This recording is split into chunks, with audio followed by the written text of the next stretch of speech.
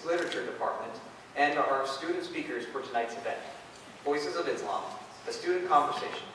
But before I hand over the microphone, some announcements.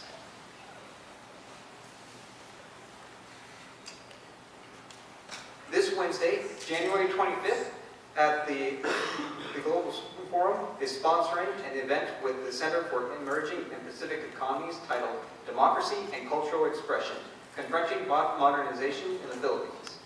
MPAC Leadership Fellow Jose Dalasay will be exploring how culture mediates the divide between a seemingly democratizing country and one still steeped in corruption. Please note that this event is not at the Great Hall.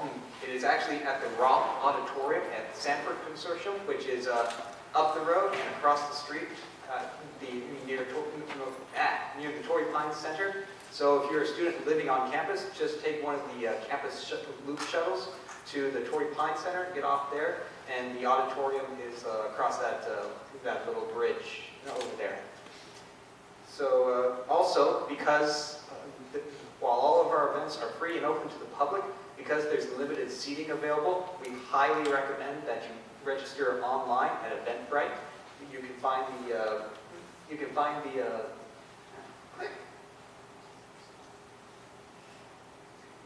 the event online at eventbrite.com, and yeah, so don't miss out on this exciting opportunity. Also, we just got this in, so it's not included in our slides, but I just want to make you aware that the Great Hall and the International House in particular is hosting a Social Justice and Arab Spring Conference this Friday, January 30th from 6 to 8:30 p.m. Some of our guest speakers include tonight's own Professor Babak Rahimi, Mark Levine, Michael Province, and Asad Bayat. So with the discussions ranging from Michael Foucault and the prehistory of the Jasmine Revolution to revolutions of neoliberal times. So this is going to be a very interesting and exciting chance for all of our students to be there. So that is this Friday, January 30th, 6 to 8:30 p.m. right here in the Great Hall.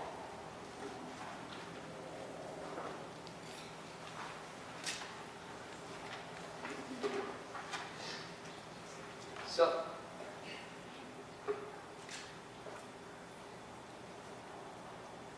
there we go.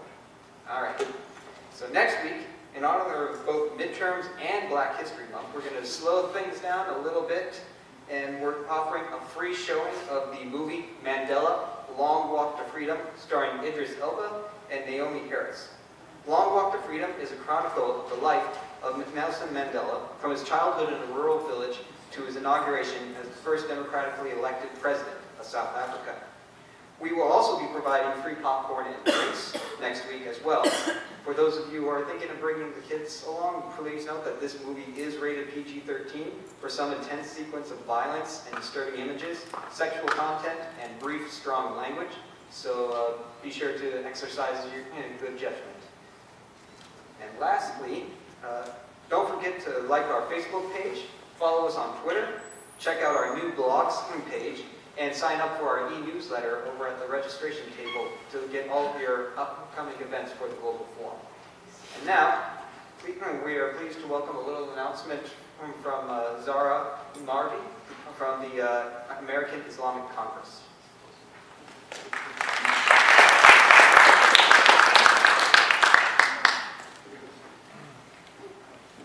Okay, I'm a little short. But thank you, Dr. Rahimi, and other organizers of this event for allowing me to speak to you for a few minutes about Project More. I am one of the coordinators for Project More. It is an initiative off of the American Islamic Congress, advocating for social justice and empowering responsible leaders to cultivate an environment of acceptance and mutual respect between Muslims and all communities. The American Islamic Congress was created after 9/11 in order to civically challenge increasingly negative perceptions and stereotypes of Muslims, but does so with the goal of forging a cohesive and respectful multicultural community. So what I'm here to to you guys today is about Project More and getting student interest, student involvement with Project More at UC San Diego. We'd like to start a chapter and see a chapter, an active and engaging chapter at UC San Diego, and work with student leaders on this campus to create this space for mutual understanding and respect. I have a sign-up sheet up the front if any students are interested in becoming leaders of a chapter here at UC San Diego, would like to talk to me more about Project More and the kind of opportunities and leadership experience that students involved with Project More are able to experience and to get. I'm more than happy to talk to you. My business card is up at the front if you need to want to talk to me later after the event, after I leave San Diego, and I can work with you to create a chapter on this campus to help you organize events around these sorts of issues and those sorts of things. So thank you for the opportunity to talk to you guys about Project More, and I hope that we can get an active and strong chapter here.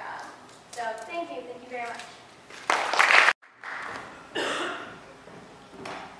Hello everyone. My name is Babak Rahimi.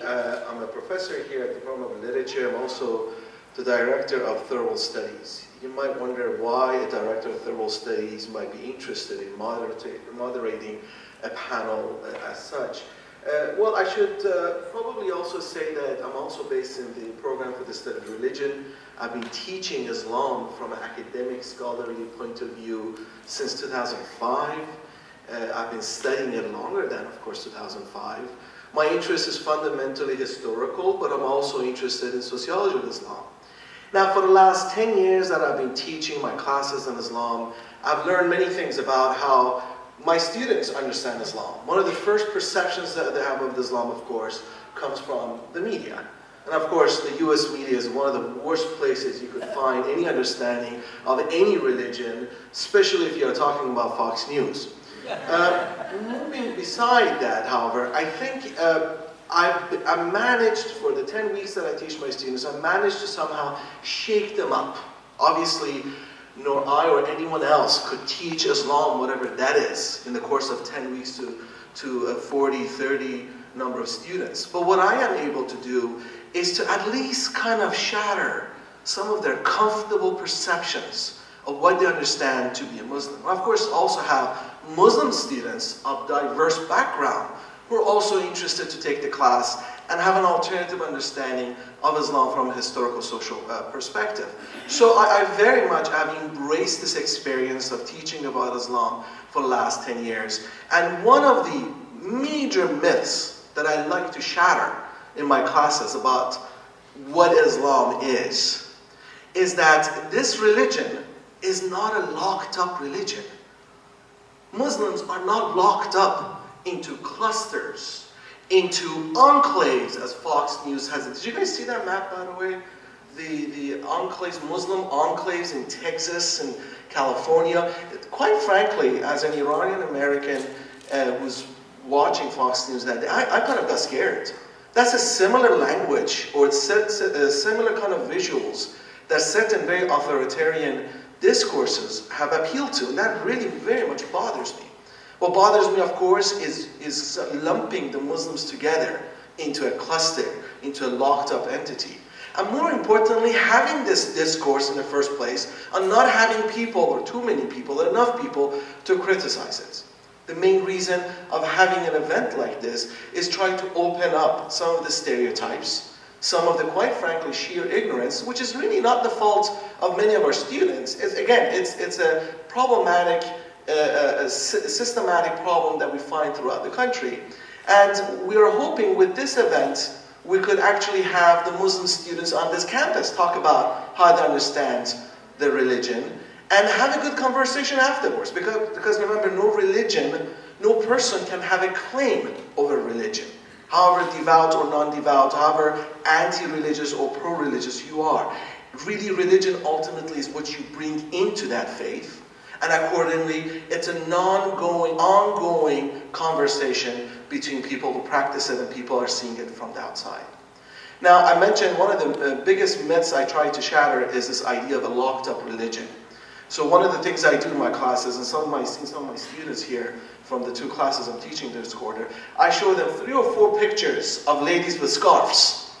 And I tell them, tell me where this Muslim lady comes from. And, one of the students says, oh, she's from Turkey.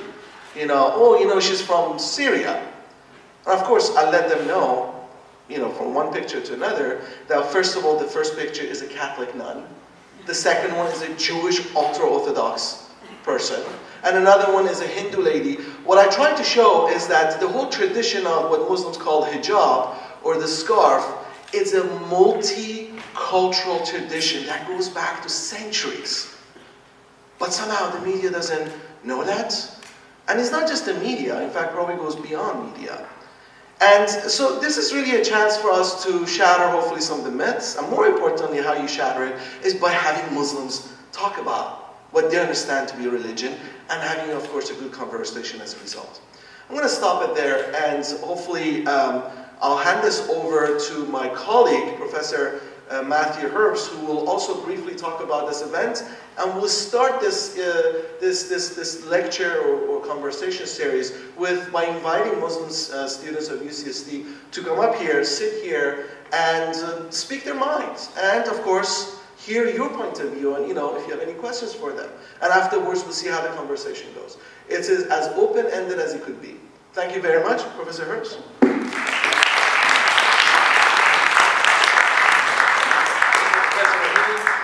My name is Matthew Herbst. I'm an associate teaching professor here at UC San Diego, and I'm the director of the Making of the Modern World program. And I want to just take a few minutes to talk about what led to this event. And as many of you know, you've heard of such things as Boko Haram and Al-Qaeda, and ISIL, and Taliban. Of course, we've heard of these, but the problem is, for many Americans, for many people in the West, that becomes Islam. That becomes a representation, the voice of Islam. We know, of course, that's absurd. Islam does not mean radical. Muslim does not mean radical, but those are the images that are bombarded on a daily basis. For many, that becomes the connection. Now, for anyone that is Muslim or works in a Muslim country or spent time in a Muslim country, you know that is far from reality. I take my children every summer to a Muslim country. I work in a Muslim country, and I'm still here somehow. And so it made me think about our obligation as a university to counter this stereotype, to counter this powerful narrative that is being bombarded, that we're being bombarded with. So how do we do this? Well, we need to open up the voices so that the only voices we are hearing are not those on Fox News, but those that are here in our community. So what do we do as a university? One of the things we do as a university, in our case, if you're an Eleanor Roosevelt College student, you have to take the Making of the Modern World, which looks at Islam historically, and frame Islam and the diversity within Islam on a global historical context. And by doing that, we can shatter some of the stereotypes. We can also open up this sort of event. Now, why do we do this?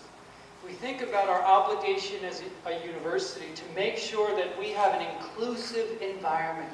We have an environment that is diverse, but is also welcoming of the differences that are here on our campus. And that means in the diversity dialogue, Islam needs to be present. We need to make sure Muslim students are present in that discussion and that we as campus leaders are listening.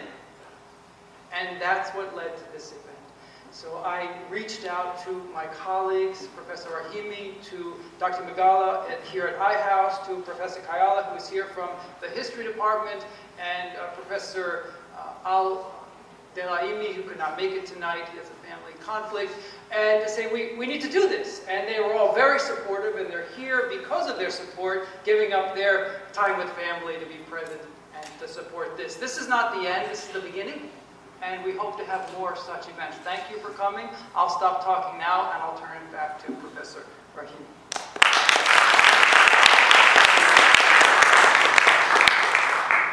Thank you. As I mentioned, we did not purposely go out and select students to come and speak here.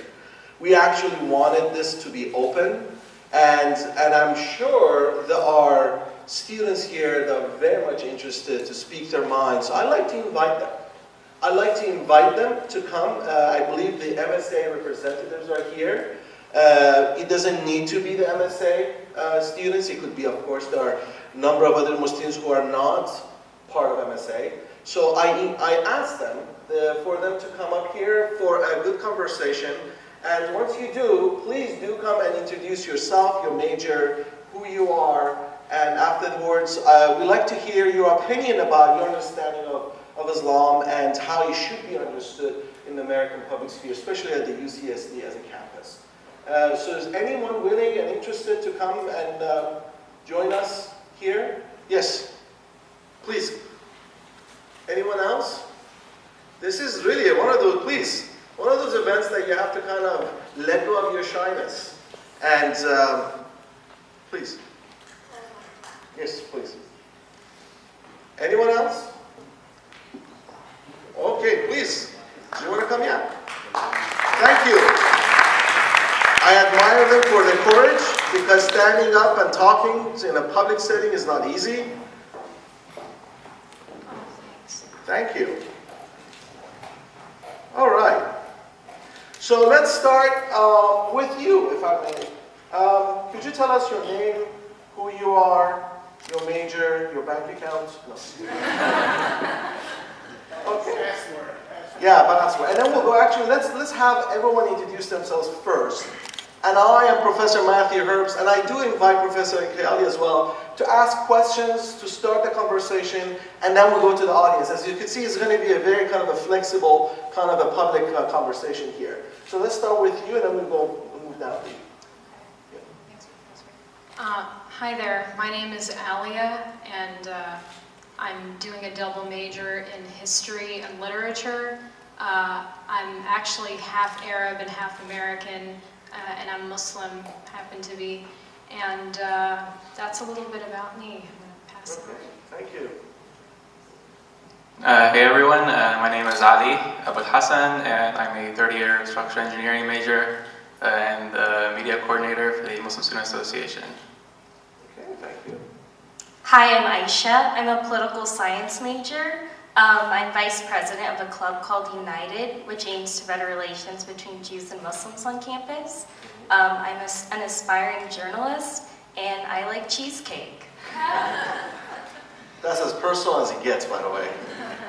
Okay, hello everyone. My name's Yasmin, and I am a human development major and biology minor from Europe. I'm a fourth year, and I am the VP internal for MSA for the Muslim Student Association. Thank you. Hi everyone, my name is Sara. I'm a third year cognitive science and human development double major, and I'm in Marshall. Good evening, my name is Samay, and I am a third year human bio major. Hi everyone, my name is Harun. I am an ERC student. I actually took the first M&W with Professor Herbst, so I'm kind of familiar with what he's talking about. Thank you, Harun. Maybe I could ask the first question here. And, you know, this may reflect your personal views, it may reflect non-personal views. But first and foremost, how do you understand yourselves? And this goes for all of you guys here. How do you understand yourselves as Muslim, living especially in the United States? I'm interested to hear about your understandings of yourself, basically.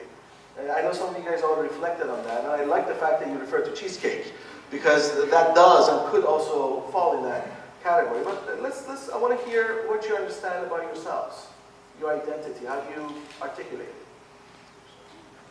It could be any of them, anyone here. She wants to say something, so we could pass that around. I think there's two microphones here. In terms of identity, being, you know, my mom is, you know, I'm half-half. And what I've noticed, I mean, my experience as a Muslim is that for me, I think that one of the biggest things about my experience is realizing that it's not a culture. So, I mean, it's very accommodating for me. I'm a practicing Muslim. I pray 5 times a day and I fast. And it, in no way does it get in the way of my American identity. So for me, it's extremely accommodating, in which I practice. I see myself, on both sides. So that's the thing. It's not the culture for me. Okay, all right. Anyone else? I think a lot of people think that, or I mean, I personally, I've been practicing Muslim since I was born, because I was raised a Muslim. And I think being a Muslim, many people have a lot of cultural implications on religion. So a lot of things that happen, I'm Pakistani, so a lot of my culture is actually mixed with the religion. And although that may not be correct, a lot of what I was taught from young age has been like a cultural baggage along with what religion actually is. And it hasn't been until like these past couple of years where I've actually learned more about my religion, and I've been able to differentiate between the cultural and the religious aspect of what Islam actually is. Can I ask, is everyone here second generation? Am I correct to say? Second, okay, that's very interesting. Okay, thank you. Anyone else? Yes, go ahead. I guess essentially Islam is who I am. It's taught me to be loving and to be open and to be forgiving. And a big part of my life, or how I see my role in life, is to change the perception of Islam. So I think even like the little things that Muslims do every day, like smile or just help people out, can make a difference. Professor Matthew Herbst, I think if you'd like to ask the next question. Maybe you could hear, my voice doesn't carry very well. My question is bringing it here to campus, because that's an area we have sort of maximum impact on, is how do you feel in terms of the diversity of this campus, your presence in that discussion, your comfortability as Muslim students? I'm just wondering about, in our ongoing effort to create an inclusive environment as possible for our campus, how are we doing, and what should we be doing? So I'd like to hear your take on that.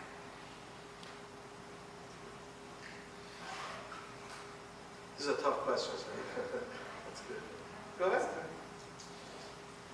I don't know if it's, I don't know if this is a valid feeling that I have or not, but when I pray, I don't pray on campus anymore, and I actually, I go home to pray because I feel like I make people uncomfortable. Like, I don't know, I've gotten looks, kind of people stop by and they're like, as though I'm about to do something, so I don't want to cause any discomfort, and I don't want to be harmed, so in order to avoid that, I leave campus. But I know many Muslims, I mean, they pray on campus, but that's just not something I do. Where would you imagine yourself praying on campus in case you wanted to pray, or you had to pray on campus? Is there a particular place? I know that there is a place in Marshall. There's a multicultural center, is that? Or the Contemplation Lounge. Okay. Oh, I didn't even know that existed. That's great, I just learned something. So yeah, just to go along with it and praying, for me personally, I really don't mind, because when it comes time to pray, if I'm going to miss prayer, if it's between the hallways or if it's behind the classroom, as long as I'm not in the way, because I don't want to be disturbing other people, I'm going to pray. And I've heard it while I'm praying, like, well, what is he doing? What is he doing? Yeah, like, some people just stand there for a few minutes and are like, is he okay? Like, what's going on? So just maybe a little bit more education, like I know ERC does it, but maybe if all colleges could get something, just to know a little bit, because some people just literally don't know. Yeah, and it starts with education. It's interesting you bring this up. I remember when I was 16 in a particular high school in Orange County, which I'd rather not name. This guy came up, and at that time, I think I was 14 and a half. I forget, it was just a few years after I arrived in the US. And I had a dictionary in my hand, the Persian English dictionary. I would always carry it around, try to understand every word that I encounter. And there was one guy that asked me, sorry, this is how he encountered it. It's like he thought that was the Quran that I was holding in my hand. And he kept on making fun of me. He's like, why are you holding your holy book? And then this other guy came up and said, you know, respect him. Let him have his holy book. What's it up to you? And for 30 minutes, this guy went back and forth, not realizing I was wearing, you know, having a dictionary in my hand. So I'm wondering whether you guys have those kind of misunderstandings, moments of misrecognition, the way you encounter other people and they understand your religion as you walk on campus here at UCSD. So I think a lot of times what happens is when you enter a conversation with someone, that individual may come with some preconceived notions about you or about your faith. Where those come from, I don't know, but at the same time it shapes the conversation. So something I've noticed is I'll meet somebody for the first time and we'll be talking about something and then they'll ask something like, where are you from? You know, and so I'll say I'm from the United States, I was born and raised here, and then the follow-up question is always, but where are you really from? So there's an underlying assumption that that answer isn't acceptable to them. There's no way that you can be from here. So I think challenging your own assumptions before you enter conversations with Muslims would be really helpful because it avoids that kind of. Just the historical context, the Irish, the Jews, and the Italians also experienced this in the late 19th century and the early 20th century. It's a very interesting, but of course we have an interesting new case, the Muslim immigrant, and it's a very interesting example you gave. Thank you. So I guess my experience, like as far as like academics and all that, I haven't seen the Muslim narrative pop up too much in class. And I'm from Warren, so like our classes are like ethics and society and all that, and that hasn't popped up really. Any similar issues is maybe with like racism and like affirmative action and all that, and even that is like, we're talking about affirmative action in class, but there's only like one black person in there. So it's like, we haven't even gotten past issues of race to even like be able to properly get into religion. So I think personally, where I think this campus is kind of behind on a lot of things. I know like just recently we're finally starting to get like halal food options in that one dining hall around here, OVT. So it's like a really slow process to that. While I know like other universities already have, like UC Riverside has like all their dining halls already, like with halal food and like. So just I've seen like the accommodation for Muslim students on this campus just a little bit slower than other universities. That's interesting. If no one else wants, did you have something you want to say, or please go ahead, please. It's not extremely campus related though, is that all right? That's fine. I've realized that, you know, misconceptions regarding Islam, I've noticed that it's not only external, as in like the non-Muslims have like, you know, misconceptions about Islam, but I've noticed that not us sitting here, because, you know, I consider us, you know, relatively educated regarding, you know, what Islam is, but I feel like a lot of people in the Muslim world also don't know what Islam is. I mean, and that's like perfectly exemplified in all of these extremist groups that we see. I feel like, you know, we, as in we, you know, people in the Muslim community, or we as in like all of us, we forget that, you know, Islam, I mean, it's accepting of, you know, all of the faiths, and it mentions in the Quran there's no compulsion in religion, and to you your religion and to me my religion. Like it says, you know, multiple times in the Quran, and it's so these extremists that don't realize that. It's like they don't read the book. They don't read the verses that say, you know, there are the believing Jews and Christians, and, you know, on them shall be no fear and nor shall they grieve. They don't notice that it says things like, oh, you know, the fact that we acknowledge the Psalms given to David, the fact that we acknowledge the Gospel given to Jesus, peace be upon him, the fact that we acknowledge the Torah given to Moses. You know, these things are forgotten not only by, you know, non-Muslims. If anything, it's almost a little weirder, the fact that, you know, these extremists themselves don't realize this. So I feel like it kind of comes from both sides, the misunderstanding. Anyway, that's just... Okay. By the way, I think probably after we get 2 or more comments here, I think it's probably best for us to open up. Unless Professor Keali has a question we would like to ask, but I also would like to open up to the general audience here, and I think that's where really the interesting conversation will pick up. Not that really interesting, but the more, rich discussion. Yes, please. Did you want to say something? Okay, so about the kind of weird interactions and whatnot. Yeah. Just so I myself, I eat zabiha or halal, I guess. And there's difference of opinion upon that itself within Islam. So basically you can't eat meat that is not slaughtered in a specific way. And it's really funny, like going to places and eating zabiha. So like I usually order fish or the vegetarian option. And people who know me sometimes like, why are you ordering vegetarian? I've seen you eat meat. What are you doing? So just like little things like this, it's just weird interactions that you always see. And it is nice though that the campus, that we could finally get a halal option on campus. That's true, that's true. And also, again, I'm talking too much, but this is probably a very interesting example of why we shouldn't look at Islam as a locked up religion. It's a great example of a religion that is called orthopraxy, just very much like Judaism, which also is very much interested in certain rules of how to behave in a pious way in everyday life. And Islam and Judaism very much share that heritage. Thank you. Anyone else? So why don't I open up to the larger, broader audience. Please feel free to question, to ask. It doesn't need to be, basically feel free to ask whatever you want to question. Anyone? Yes, go ahead. Please go. If you come to the microphone. Hi guys, my name is Bijan. I'm a 4th year ERC student. And so a perception that I'm also a Muslim, but a perception that I have and that tends to happen is that a lot of Muslim spaces, not just on this campus, but just kind of in the national conversation as a whole, tend to be dominated by Sunnis.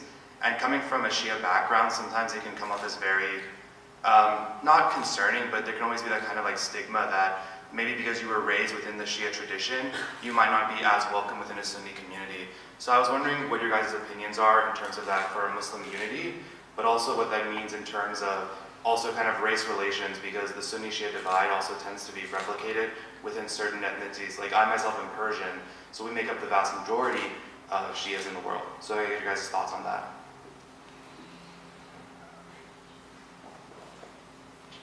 I think that's something great to bring up. Some of us in MSA have talked about like celebrating Shia traditions as well, and I think that's something we can all talk about soon. So I guess that's something we'll work on. Thank you. I mean, that was like a loaded question, I think. But I mean, in a way. But at the same time, I think a lot of times it comes from like a family kind of background thing. So, for example, growing up, I was never, I didn't have many Shia friends in the sense because I grew up in a predominantly Sunni what do you call it, community. But then as soon as I got into high school and even in college, I became friends with more Shias. And I think what it is that many people think that there is even although both Sunnis and Shias are Muslims, they, in the sense that they treat each other in a very wrongful manner. Like from what we've seen, not in the US, but outside of the US. And because of that, that really has a negative connotation on what the relationships are with Shias and Sunnis. So, as she said that, I'm also part of the MSA. It is something that we are working on. And we have a lot of Shias and Sunnis on the MSA, and some of us are really, really good friends. At the end of the day, we may have our differences in certain things that we believe in or not, but at the end of the day, we're still under the same banner of being a Muslim. So, if anything, that is a uniting factor right there. And so, I guess it is something to talk about and have more dialogues about as well. Okay. Actually, that would be an interesting event that we could organize in the future. A very interesting educational event. Okay, thank you. Okay.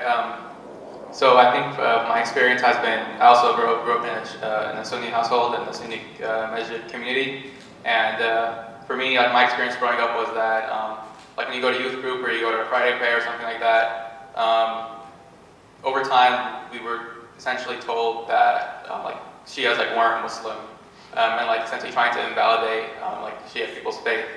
And I think from my experience, I came in with that idea, and I know a lot of people came in with such ideas as well. And I think over time, I had to like unlearn those ideas. And like now, I have really close Shia friends, and like from my experience, the Sunnis and Shias like integrate pretty well together. And so I think also what's really interesting is that I find that Sunni Muslims treat people who aren't Muslim better than like Shia people, just because they love the Prophet Muhammad like a different way than like Sunnis do. So it's just I think that in the larger context, I think that's like really toxic. And but I am seeing like improvement like in that area. Interesting. Do you want to have any follow-up? Do you want to respond? This is your chance. Well, I guess I would ask, like, for those of you who grew up in these communities, a lot of issue that I've seen personally is that also attends that masjids tend to be very like self-segregating also, not just based on a Sunni Shia thing, but also on the like ethnicity part too. Like for instance, it tends that either Indians or Pakistanis will go to one masjid, Yemenis might go to one masjid, Khalijis will have their own masjid. And I was wondering, do you guys just think that this is also, do you think this issue is distinct from the religious issue, or do you think it's part of it? Like the race relations that we have as Muslims? So I think it's a very cultural thing. And it's also something to take into consideration that a lot of these masjids that happen this are first generation masjids. So you have a bunch of these older people coming through who may only speak Yemeni, or who may only speak Farsi, who may only speak a certain language. And I've had this problem with my own masjid here in San Diego. Like I've been trying to get it where, like, you know, the board, you want it to become a new board, like young people who all speak English, you know? So that's also that's one problem that's always seen, because that first generation, like the gap between first generation and second generation, it's like a work in progress, so to say. And then also with that, we have to, I think the problem that we always come to is we look at our differences. We go straight to the differences in everything, rather than coming together to the things we have in common. So, yeah. Also, for those of you who don't understand some of the words that we're saying, please tell us if you need clarification. For example, masjid is the mosque or the place of worship that we go to. So just in case people, I understand a lot of us will naturally just say words that we think is everyone else knows, but many of times that's not the case. So if anyone ever has a question about a word or something like that, please feel free to shout it out or something like that, because I know I'd want the exact same thing if I was in your place. Yes, thank you so much. And you know, this could also relate to a large question, like what's the difference between Shia and Sunni Islam? You know, you could also ask that question, and you know, I think anyone here would be more than happy to explain. For the next person, yes, please, if you could come to the microphone. Thank you. Also, if you could introduce yourself and mention your name as well.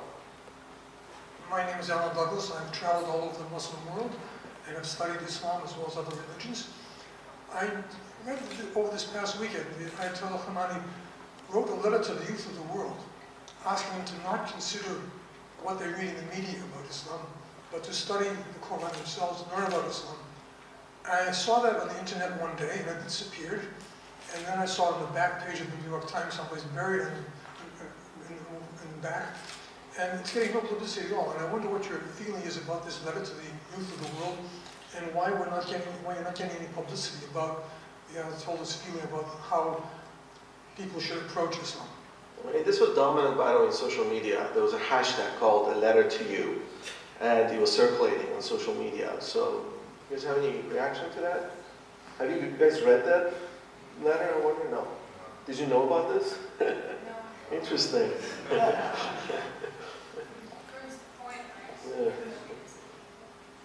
Okay, I haven't seen the letter, but I think there's a very good reason as to why it's on the back page of the New York Times, because it's just in the general context, that's kind of boring, and I think racist things and Islamophobic things are exciting for the American public, and it makes money, and something as quote unquote timid maybe as you know, as Ayatollah telling the youth of the world to study the true Islam would not pass for a lot of people. So you know, big people behind desks, you know, at the corporate level, you know, want my face, you know, holding a gun in order to, you know, so they can get more money. So it's just not an exciting thing, I think.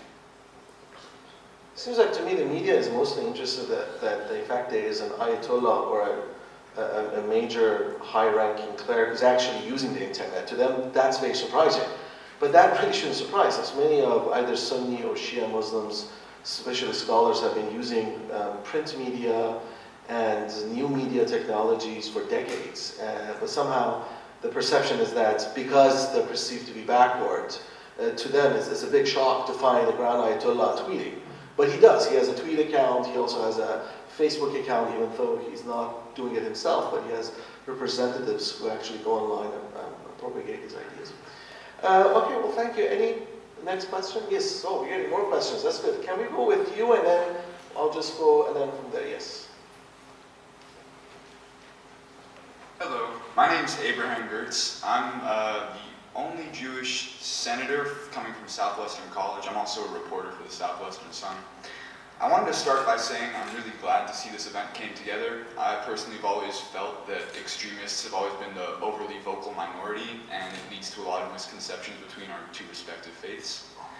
And I wanted to proceed with a question on the basis of where you see the relationship between Jews and Muslims in the world, and whether or not you believe Jews belong in the Holy Land. Okay.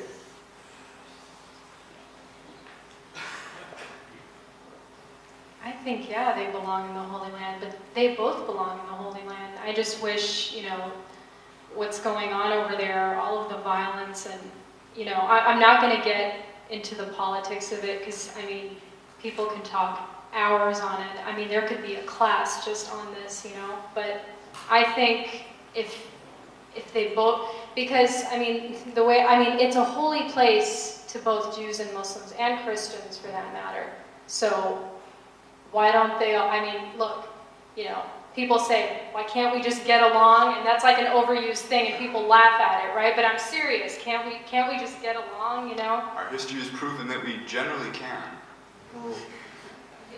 If only that can happen. Yes. But if only that can happen now, that would be just amazing. But that's a really good, you know, question.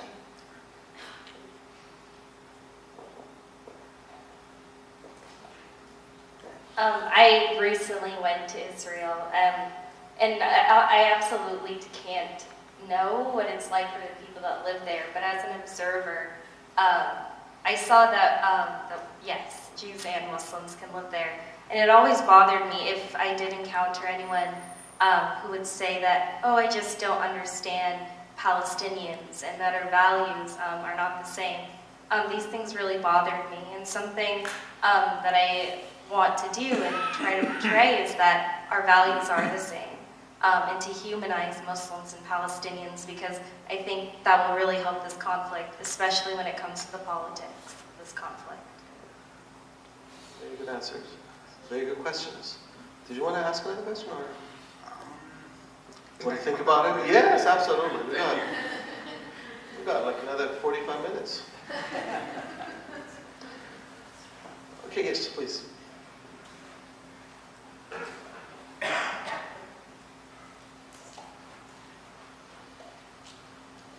Assalamu alaikum. May peace be upon you all. My name is Aya. I'm a third-year lit writing major from ERC.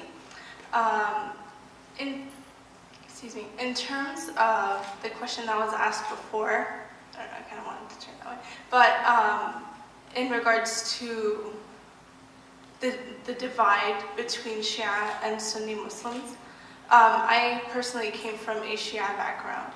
No, just kidding, a Sunni background, and as if it matters, right? No, but, so seeing a Shia Muslim praying for the first time, it hit me, just as it hit me when I heard a deaf person,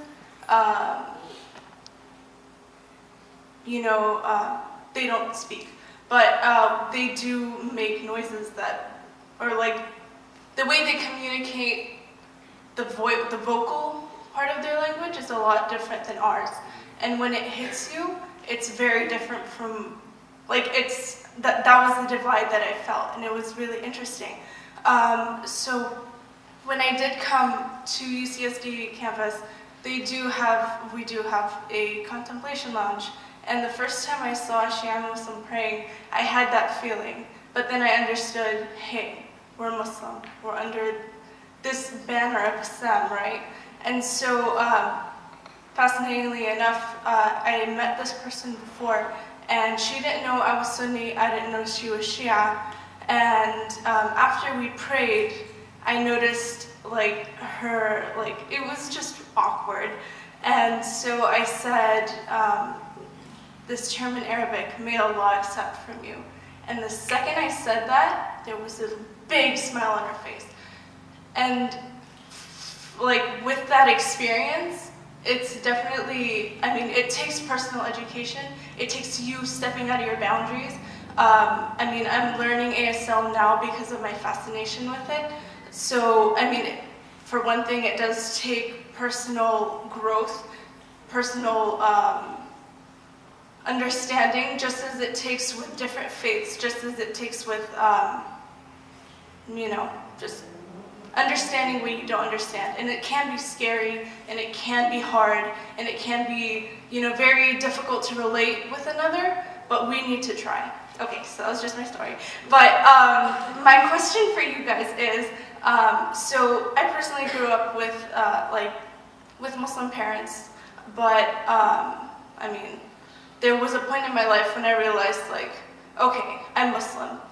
I need to feel that, and it's going from culture to actual practice. So I was wondering if you guys see in your own faith. That was my question.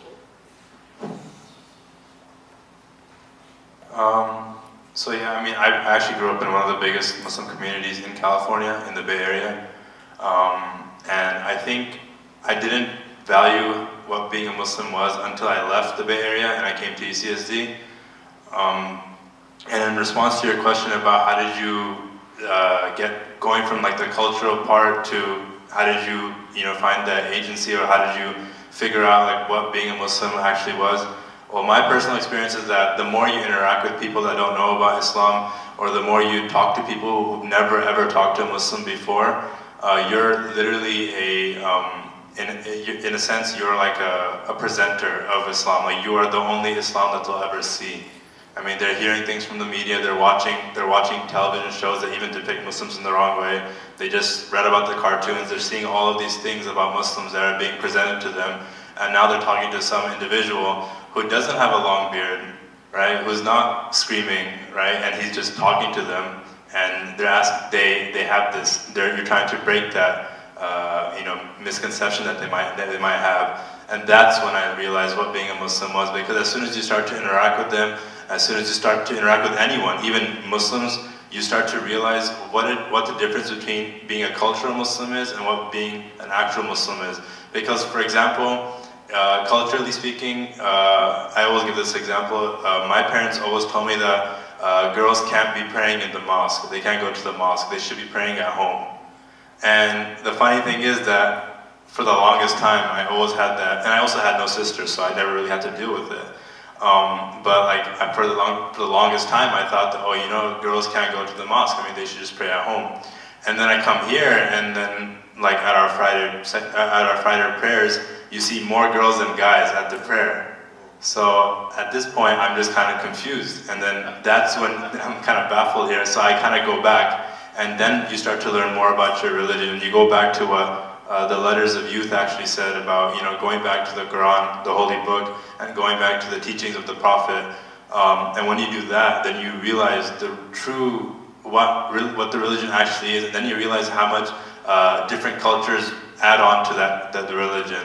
And I think that really has to do with interacting with different people and getting to this maturity level of, do you really want to be a Muslim, and how do you become a Muslim that is a Muslim without the cultural baggage? And then you embrace the culture as well. It doesn't mean that you completely neglect the culture. You also embrace the culture, but you have to understand the difference between culture and religion.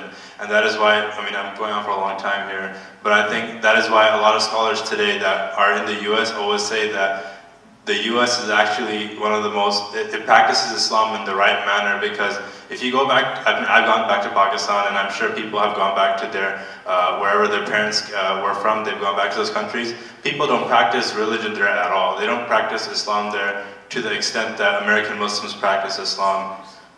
So I think it really just goes back to how you want to be, what does it mean to you, for you to be a Muslim, and how do you bring that out in your own life? And there are different ways to do it, but this is my experience. Can you call that American Islam? I mean, I guess you could if you're bringing a cultural part to it, but I think it's just, we call it American Islam because that's how Americans practice Islam. So I guess, yes, you could call it American Islam. I think off of that is, I think American Islam is the real Islam, or it's closer to it than like what they practice overseas or what they think they practice. It's very interesting. Because like you said, I think American Muslims are able to distinguish between the cultural part and the actual religion, because I think overseas what they do is like they mix both and they say it's Islam, but there's a lot of cultural things that are said to be Islam even though it isn't. So when there's a process of migration, and especially with the second generation, there's a deculturalization that happens, that, if I'm understanding you right, that you're able to do away with all the cultural fog that makes certain Muslims back at their home, say Pakistan, Iran, misunderstand the religion, whereas you are able to have access to the essence of Islam as the way you think it should be practiced, despite the fact that you're in a non-Muslim environment. Okay, I was just reinterpreting. Thanks. I respectfully disagree, only in the choice of the word American Islam. If we could just use the word, because I agree with exactly what with what you said about letting go of that cultural baggage and actually accepting Islam for what it is, but perhaps using the word you just used, deculturalized Islam. That's probably like I wasn't necessarily saying that I think that's the thing. I was just trying to. No, but just the word, okay. just that word you used, I think is a little more appropriate than American Islam, because then what would you say about like a German Muslim who lets go of, or a Polish Muslim for that matter? So, yeah. Okay. Deculturalized. Okay. Just to add on to your point, I think overseas it's really easy to take faith for granted. So both my parents are from Egypt, but I was born and raised here. And when I go back and visit, I don't feel as Muslim there, even though it's a predominantly Muslim country, than I do here. Because if most of the girls are wearing headscarves and there's mosques everywhere, you kind of take for granted that everyone's practicing the same faith. But when you're here, you're the one person maybe in a lecture hall of 300 people who is a Muslim. So you're always conscious of it and you have to own it. So there's never a moment where I forget that I'm Muslim when I'm here. And to me, that's really important because it makes me reaffirm my faith every single day. So. Okay, please. If you come to the microphone, your name and your question. Hi, I'm Carla. I'm a political science major. I was going to ask about, this is kind of in the same vein of like American Islam versus like Islam as itself, or cultural Islam, but I am of French descent, and so I follow a lot of French news, and I followed the whole Charlie Hebdo thing, and I've seen a lot of like the relations between Islam and France, and I was watching the news the other day, and they had ex-President Sarkozy come on as an interview, a guest, and he said this comment that really struck me, where he was saying that most of the religions, because French culture is based in this laïcité, where the religion is like a private thing versus public, and he said that the Muslims in France need to create a French Islam and need to basically bend Islam to fit into French culture, as opposed to French politics and French culture bending to accept Islam. And so I just kind of wanted to get your thoughts on that. That's a very good question. Okay. I think for me, what I see, like, for example, like the whole ban on like public displays of like religion in France. Going off that point, it's really important to note that while like that isn't necessarily specifically targeting Muslim women from wearing the headscarf.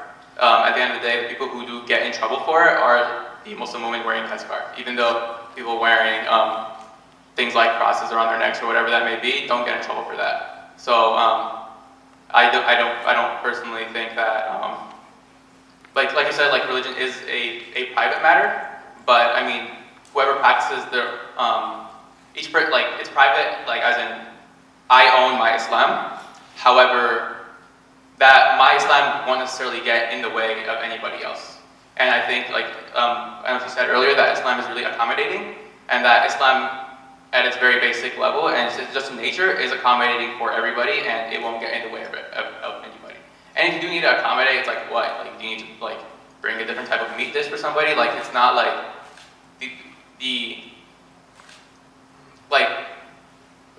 my religion isn't getting in the way of anybody else's, and just as any other religions aren't getting in the way of anybody else.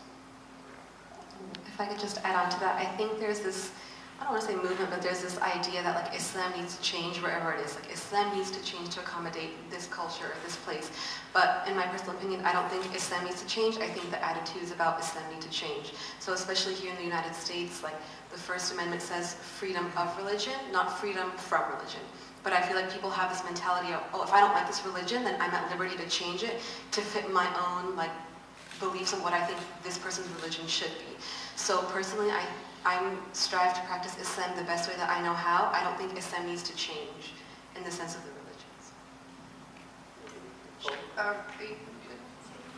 And then also, like, for religion being a private matter, I understand that and the fact, but for me personally, Islam is my identity. It's like when I do walk around the street, I do identify myself as a Muslim American. So everything I do does kind of go under the framework of Islam. So like taking that away from me kind of takes away my rights too, in a sense. I appreciate your answer. Shukran. Yes.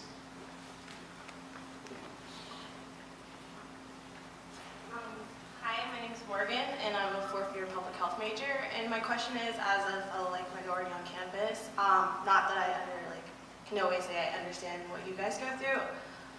As going around campus and not seeing people that are like you and stuff, what do you think are some of the ways we, as a community at UCSD, can create more of foster an environment where people feel included and incorporated, and not in the sense of oh, we need more diversity, just accept more people, but things that are more immediate on a day-to-day basis, because I feel like, I'm sure I don't know if I'm sure, but probably you guys have microaggressions, and I have it a lot, where people are like, oh, you're not what I would think you would be like, or oh, you are, you're not the regular black person or something. So, and I feel like that goes across all races, that people come in contact with that. So some of the ways that we as a campus can kind of fight that and foster a better environment. Well, first of all, I think it just starts with talking. Nobody on this campus really talks to each other. You kind of go from class to class, library to class, class to home. There's no real talking. So just, even on the shuttle, I park off campus because parking is way too expensive. And then I take the shuttle or the bus over, and then people just sit in the bus. Someone says something, oh, excuse me, puts their headphone back in their ear, and that's it. And honestly, it just comes down to talking to each other, just to start it off. The other day I was having a conversation with someone, and nothing about religion came up at all. It was just a normal conversation. And then at the end, they said something about Islam. I was like, oh, well, I'm Muslim. And they're like, no way. Just like you were saying yourself. So it just comes down to that. I think it just comes down to talking and being friendly with each other, just starting the conversation. I mean, after talking, another thing is education.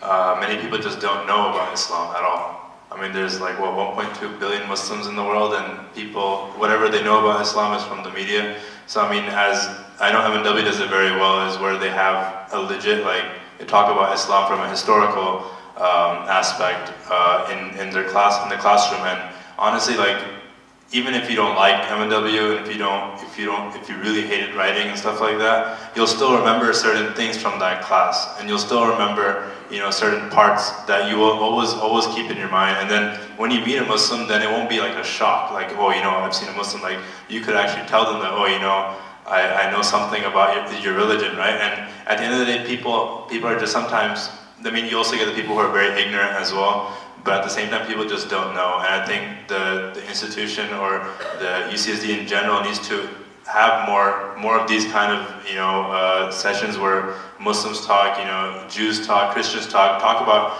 religion, talk about things that they should be known. Everyone should know about these religions and should know something, at least like 1% or 2% about whatever Islam is. But I mean, if they don't know, then how do you expect anyone to know about Islam in general? Like, how do you expect anyone to even talk or foster an environment for Muslims? Or for anyone in that matter. So I mean, I think it just comes down to first talking, and then second, I think, education in general. And I'd like to encourage the undergraduate students here that the university has a number of exchange programs, especially global seminars in summer, where students could actually travel, not just take MW classes, which is great, but also travel abroad, travel to Jordan, Turkey, and a number of Muslim countries where they could actually encounter these cultures that they're not familiar with. So, yes. I think one way is like providing more spaces, because currently like we're concentrated in like kind of one area, because we have a prayer area in PC, and like I know a lot of Muslim students, like because we do pray 5 times a day, like they will be like, oh, I don't want to walk over to Geisel because I have to pray in another hour or so. So like if you're around that area, you're more exposed to Muslims, but like I know there's various other parts of campuses that may never see a Muslim, so. I think this is also a good reminder for you guys to ask us about Islam. Like, we love to be asked about Islam. I think it's really empowering for us to talk about it. In a few weeks, I think during week 6, we're having Islamic Awareness Week. And we're going to be on Library Walk, so please ask us questions. Yeah. Well, you want to say something? Yes, please. I totally agree, regarding, education, just educating each other about all of the religions, and educating, ourselves about Islam doesn't mean, we're trying to convert you or anything, or, educating about any religion for that matter. The whole point is understanding each other, is like understanding, what you believe and why you believe it, and it's just so beautiful. And it doesn't mean you have to completely, believe what that other person is believing. But I think a really good goal, regarding education would be making it so that being a Muslim or being a Jew or being a Christian or being an atheist isn't such a big deal. Because we don't walk around and say, oh, how are you doing? I'm doing well, Muslim. How are you? It's like, let's not make it, such a big deal to be something. And I may be alone on that one, but let's make it so that it's just, it's that we accept each, and obviously we're not in that state right now. We still have a lot of progress in terms of education, both worldwide and, nationally. But just make it so that everything's just all good and gravy, just so like we just all accept each other, no matter what religion we are, and realizing that whether you're Jew, Muslim, or Christian, realizing that we worship the exact same God, whether you call him Yahweh, whether you call him, Allah or God, regarding Jesus. We personally don't worship Jesus, we revere him. I didn't refer to Jesus because we revere him as a prophet. We don't personally worship him. But anyway, I guess just theological. Yeah, I'm not going to go there right now, but just general acceptance. I think you had a question. Do you have a question? Can I just add one thing to it? Raising his hand. Yeah, and then after that, she has a comment. I just had one more. No, it's okay. I just had one more follow-up to your question. Thank you so much for bringing that up. I think microaggressions are something that a lot of minority groups on campus do face, and I think that having discussions are good, but more critically, I think it's really easy to talk about diversity, but it's hard to talk about inequality. And so on like flyers and posters, we put pictures of minority students that are not well represented on campus and like praise ourselves that we're being diverse, but we don't talk about the actual inequalities that these students face on campus. So I think that's something that would be really helpful. Are we good? Okay. Yes, yes, please. Hi everyone, thank you for this event and thank you for I'm sorry. Actually, it might not be a question, but maybe comments. We are talking about Islam because of maybe the news that we have in these days, and because so just a minute, that predates it. Are you talking about Charlie Hebdo? Sorry? I'm sorry, I misunderstood you. Sorry. Go ahead, continue. Mostly we are talking about Islam these days because of the news that we have, or the issues is going on in the world now. And we are asking questions about Islam and so on and so forth. And we are here mostly exposed to, I guess, or the things which is related with Islam. And maybe that's why you are addressing many questions. But I'd like to touch the one point which she just mentioned. Sorry, I don't know her name. Regarding the dialogue and learning the other belief, other faiths, how much do we know other faiths? Maybe it's not believing you or addressing something, but we always at some point say that, oh, people may not have any idea about Islam, and then it might give some misunderstanding all the time. And since the Muslims pray 5 times a day, and they fast, and so on and so forth, many practice going on during the day and the year, and it may take attention from community, and that's why it may also lead some misconceptions which is related with the, all the news, all the things going on in the world. But on the other hand, when I think of myself, how much do I know about the Buddhism? How much do I know about the people who doesn't believe anything? And how much do I know atheism? Or how much? Please, yes. I was just curious, and I mean no disrespect by this question at all. And I personally have explored a few religions. I've been Buddhist, and I've actually practiced Judaism, and I just like to learn more about the religion. But in the Quran, there are verses that say, find idolaters and kill them. And there are 13 countries in the world where atheism is punishable by death. So I don't doubt that Islam is a religion of peace. But how do you balance that? How do you consolidate what the media portrays and what the violent portrayals of Islam that are actually out there with what you believe? And as young people, what do you expect to do about it? Just really quickly, in regards to what you said about killing people, and obviously that is mentioned in the Quran, but I think many people they look at the Quran in a way where they just read the verse, and the verse is in very deep Arabic poetry, and it takes a lot of translations, and even scholars have translated these books, not these books, the book. And what's interesting is that you would, even as Muslims, many of us don't know how to answer this question, but these are some questions that always come up whenever we talk about misconceptions about Islam. And the thing is that some of the verses that do mention killing are sent down for specific events that happened during the time of the Prophet, or during the time when he was commanded to go and go to war with the people who were persecuting him in his own city. So I mean, this all has to do with the context and the historical context. In regards to how we deal with it as Muslims, how do we deal with all of these things being spread about us in the media? I mean, it is difficult because the media does have a huge part in portraying Islam. But I think what it comes down to is how we interact with each other and what we stand for and how we know our own religion. Because if we're educated about our religion, then we are going to be able to educate others about the religion. And it all comes down to being able to talk to someone and being able to, rightfully say something good about your religion. Because at the end of the day, the more and more attacks that you have about your religion, the more you need to learn and the more you need to wake up about your religion. And I think that's what it's come down to. And it's been kind of like a blessing in disguise, because although we've been, as Muslims, Islam has been portrayed in a really horrible manner in the media, it has brought a lot of Muslims, it has united a lot of Muslims together, and it has had them, learn more about their religion and go back to the roots and the basics about our religion. So I don't know if that actually answers your question, but that is... I guess a follow-up is, if an extremist were to come up to you and say, this is in our text, it says to kill these idolaters, what would you say to them?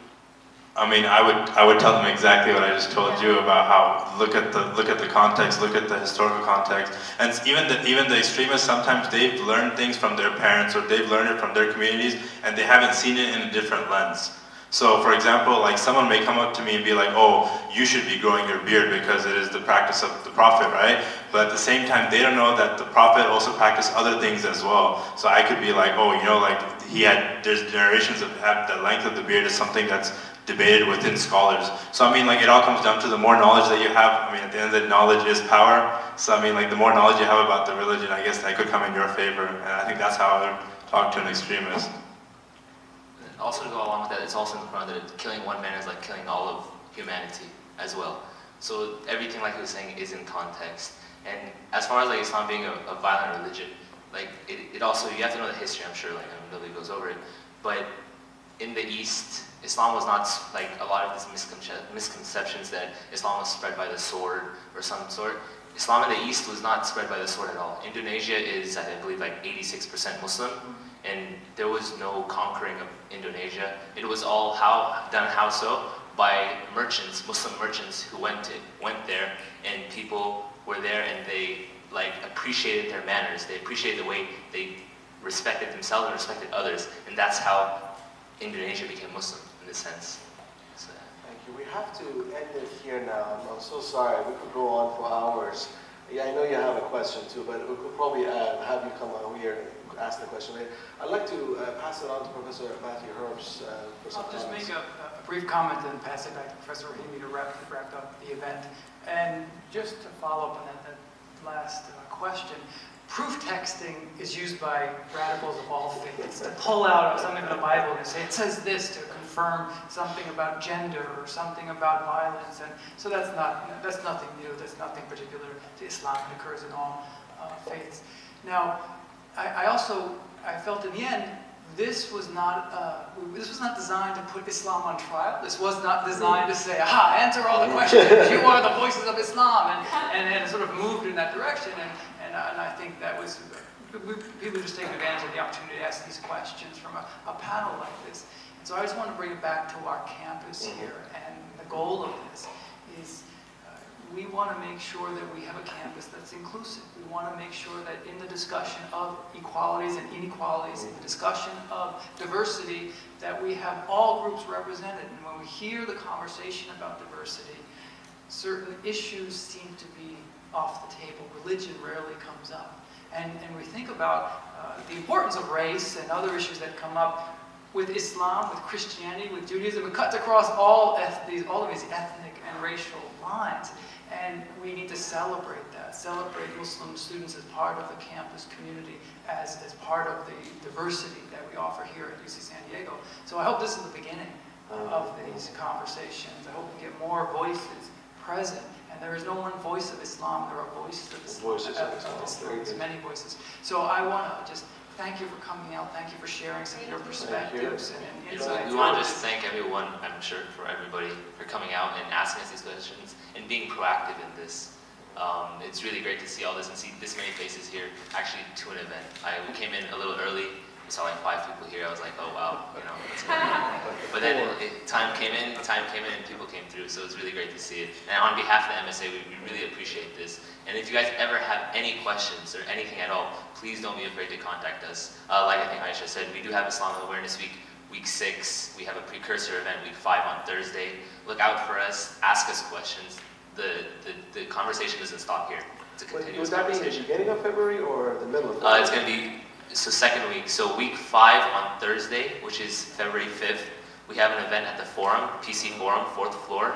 And it's actually about American identity in Islam. Okay. So please come through to that. And then all of week 6, starting from February 9th to the 13th, we have events. We're out on Library Walk every single day. So please come by, ask us questions, do whatever you can. This reminds me, there's also another event that we have organized. Maz Jobrani, the comedian, the Iranian-American comedian, he's also Muslim. He will be here in this room giving his talk on his memoir called I'm Not a Terrorist, but I played one on TV.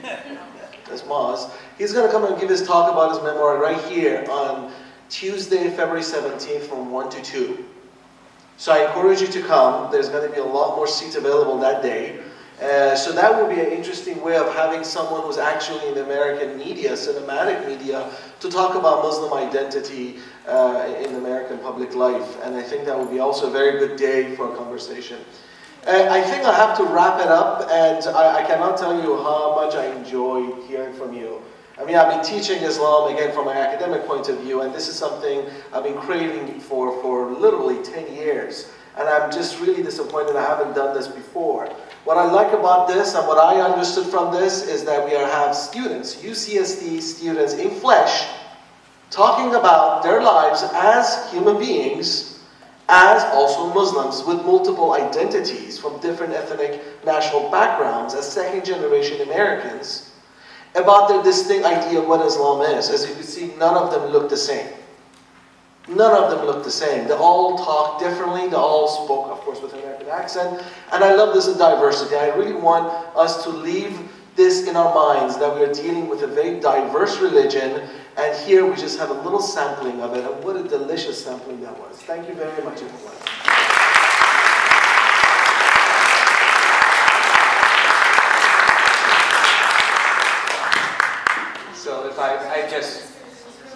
So if I can just say, I just want to make this perfectly clear. Aside from Professor Rahimi, we did not pick people out of by name and say you're coming and speaking. So all these ladies and gentlemen on stage came for a discussion and are the discussion in a way. So thank you very much for taking this on, and thank you very much to the audience for your questions. We really appreciate it. So round of applause for the audience. Round of applause for our guests.